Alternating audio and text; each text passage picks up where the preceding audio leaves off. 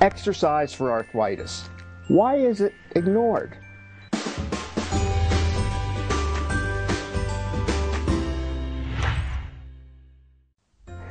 Does physical activity show signs of a tomato effect?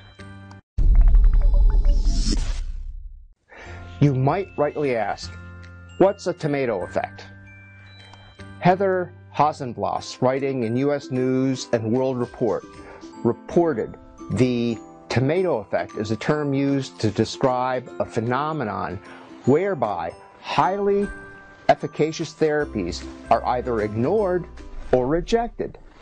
Generally, the reason for this is that the therapies don't seem to make sense in light of popular beliefs or common understandings.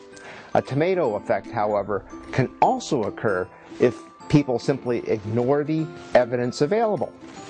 For example, the use of aspirin to reduce the pain, swelling, and stiffness of rheumatoid arthritis is characterized by a tomato effect.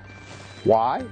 At the end of the 19th century, several studies found that aspirin worked in relieving the pain, swelling, and stiffness of this disease.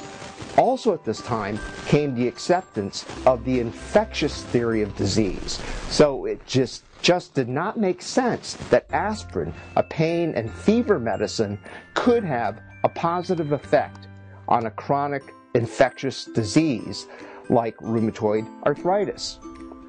Thus, from 1900 to 1950, most medical textbooks and articles on the treatment of rheumatoid arthritis didn't mention aspirin as a potential treatment. By the early 1950s, the infectious theory was discarded and rheumatoid arthritis was seen as a chronic inflammatory disease.